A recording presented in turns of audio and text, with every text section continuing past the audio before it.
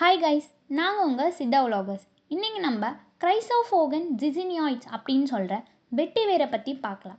வெட்டிவேர் ஒரு புல் வகையை சேர்ந்ததுங்க. இதோட வேர் 2லேருந்து 4 மீட்டர் வரை ஆழமாக வளரக்கூடியது. இப்போ இதோட ஆக்ஷன்ஸ் பற்றி பார்க்கலாம். இதில் கூலண்ட், அதாவது குளிர்ச்சி உண்டாக்கி, ஆன்டி மைக்ரோபியல், சிறுநீர் பெருக்கி, டயூரெட்டிக், ஆன்டி பெர்ஸ்பிரண்ட், வியர்வை பெருக்கி, இது போன்ற ஆக்ஷன்ஸ் இருக்குது. இப்போது இந்த வேரில் இருக்கக்கூடிய மெடிசினல் யூசஸ் பற்றி பார்க்கலாம்.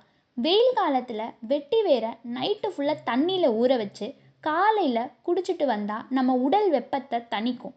அது மட்டும் இல்லாமல் சிறுநீர் எரிச்சல், யூரினரி ட்ராக் இன்ஃபெக்ஷன், இது போன்ற பிரச்சனைகளையும் வராமல் தடுக்கும்.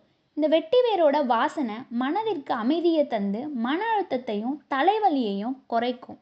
அரிப்பு, சிரங்கு, புண், ஹீட்னால் வரக்கூடிய ரேஷஸ்க்கு வெட்டி வேரை தண்ணியில் கொதிக்க வச்சு ஆறியதும் பாதிக்கப்பட்ட இடத்துல ஒரு நாளைக்கு 1லேருந்து 2 முறை வாஷ் பண்ணிட்டு வரலாம்.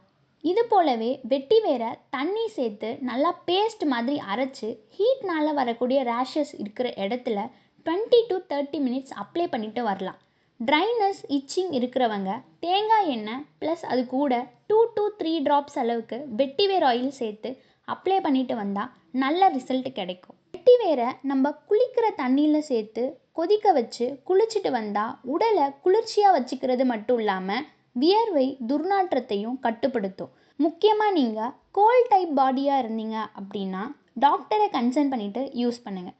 ஓகே காய்ஸ், இன்றைக்கி நம்ம வெட்டிவேர் பற்றி பார்த்தது உங்களுக்கு யூஸ்ஃபுல்லாக இருக்கும் அப்படின்னு நினைக்கிறோம். உங்களுக்கு ஏதாச்சும் டவுட்ஸ் இருந்தால் கமெண்ட் செக்ஷனில் கமெண்ட் பண்ணுங்கள். By guys.